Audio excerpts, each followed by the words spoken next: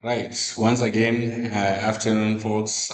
Proceeding on the second question. Last time we did a calculation which involved finding the values of unknowns p and theta. It involved simultaneous equations, but these equations they were coming in a hidden manner where we were being asked to bring in the trigonometric identity tan theta, which is the same as sine theta over cos theta, like we saw from the previous recording. Let me proceed with this and we check what we want. I got uh, fourth direction at a point, but I'm told these four planar points of magnitude 40, 20, 50, and F, they're acting at a point in the direction shown in the diagram. Now, the four forces we are told they're in equilibrium. So our interest is to find the value of F and alpha. So if I look carefully, it looks like F is there and alpha is there. So these are four forces acting at a point. Let me move my picture so that I can get space. We are going to break this into components x and y. Right. Um, the y has to break through where our object is. Then, by now, we can see clearly that this will be the y, and y corresponds to sine.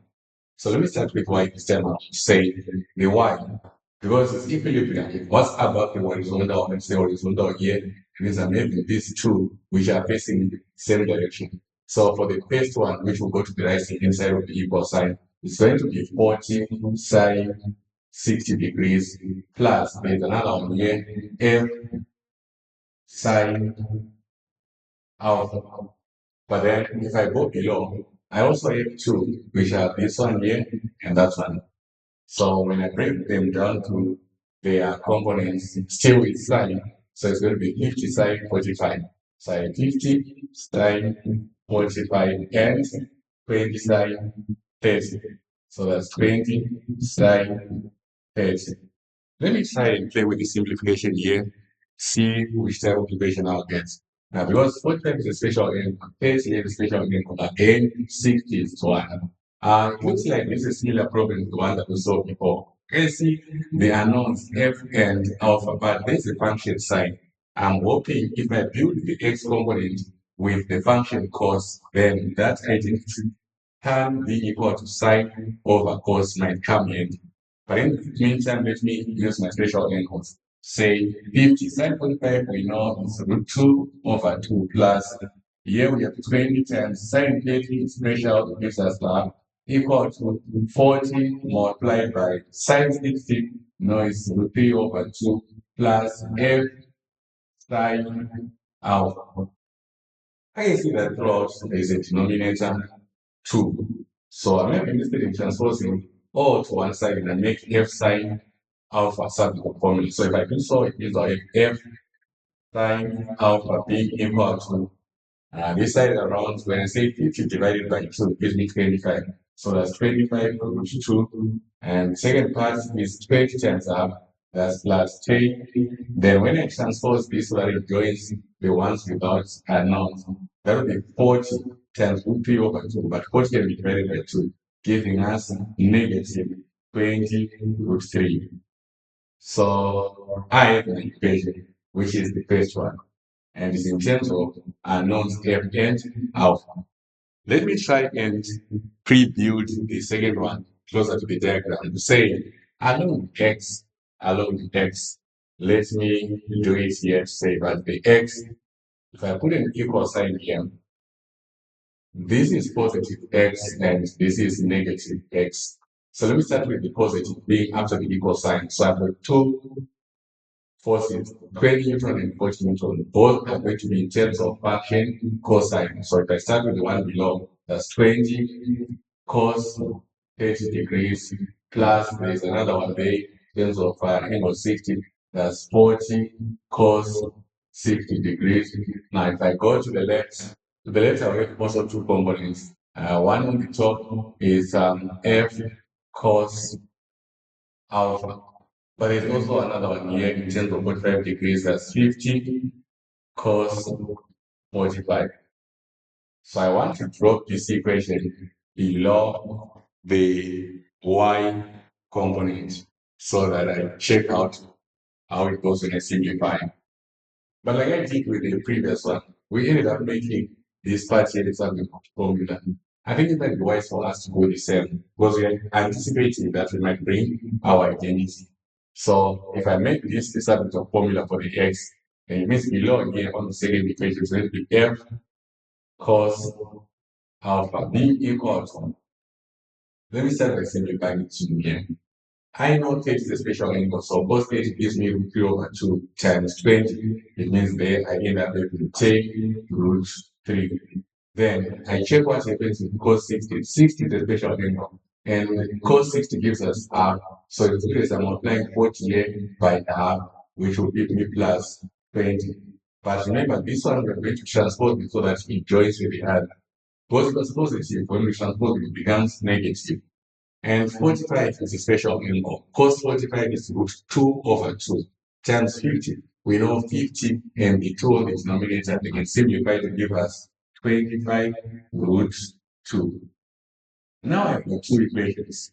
And like we did last time, I'm allowed to put a division sign here.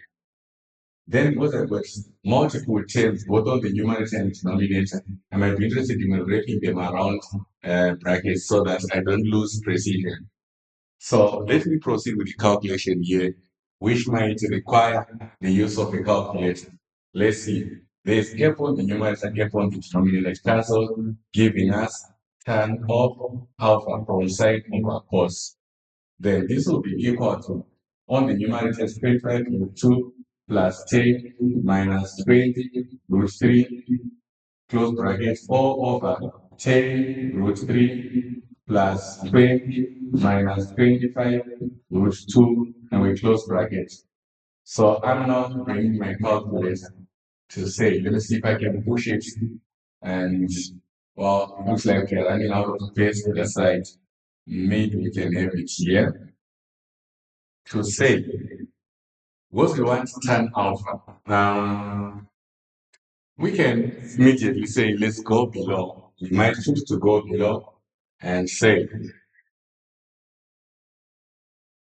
why not make alpha the subject? Because we are looking for the angle alpha. So if I do that, it means I have alpha being equal to arctan of whatever that we have on the other side, which is on the numerator, we have 25 root 2 plus 10 minus 20 root 3. Around the denominator, we have 10 root 3 plus 20 minus 25 root 2. Then I can now bring my calculator to say, because I'm interested in the size of the angle, I'll then say second function tan, then I open brackets. I'm interested in the fraction because I'm having numerator and denominator. So if I don't want to lose precision, I can build in another bracket inside to say 25 root of 2, which is what I have in the numerator here. I bring back my calculator and say plus, or let me move out of the equal sign here, or the root sign rather. Let's see, I can delete, let me say second function, delete this help. Well, let me start again to say second function, tan, and I open brackets and open the second one. So like we did first, it was 25 root 2. I move out of the bracket plus 10 minus, we are now here where we have 20 root of 3. Then we move out of the root side, we close bracket, and we divide. On the denominator now, we have 10 root of 3. We move out of the root sign, plus 20, and then there's a minus. Then we have 25.